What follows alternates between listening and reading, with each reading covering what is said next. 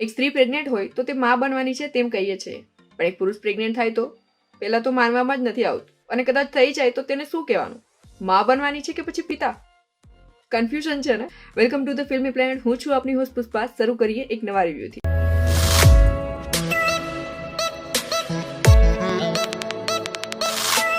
પરેશ રાવલ, અમિતાભ બચ્ચન અને હવે સરમન જોશી પણ રેડી છે પોતાની પહેલી બોલિવૂડ મૂવી સાથે. કોંગ્રેચ્યુલેશન્સ. એક ફ્રેશ કોમેડી ડ્રામા. ટ્રેલરમાં બતાવ્યા મુજબ સરમન જોશી સાથે માનસી પારેખ લીડ રોલમાં છે.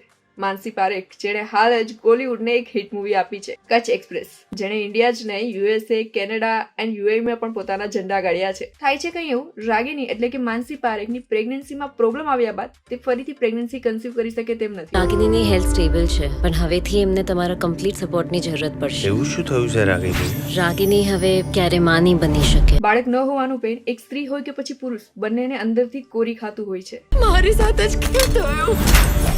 શરમન બાળક અડોપ્ટ કરવા પણ રેડી હોય છે, પણ રાગિની એક માં તરીકે અડોપ્શન કરવા રેડી નથી થતી. હું શું વિચારું છું રાગિની, આપણે પણ બેબી અડોપ્ટ કરીએ કે? બાળક ખોળામાં હોવું અને ગર્ભમાં હોવું એમાં બહુ ફરક છે. અને આ બધી સિચ્યુએશનમાં સરમન ખુદ પ્રેગ્નેન્ટ થવાનું ડિસાઈડ કરી લે છે. તમે મને પ્રેગ્નેન્ટ કરી દો સર. હા, ઇમ્પોસિબલ લાગે છે, પણ કદાચ પોસિબલ છે. અને આ બધી સિચ્યુએશનમાં કોમેડી, ડ્રામા અને ઇમોશન બધું જ હશે. કોમેડી એક પુરુષના પ્રેગ્નેન્ટ થવાથી, હું બાપ બનવાનો છું.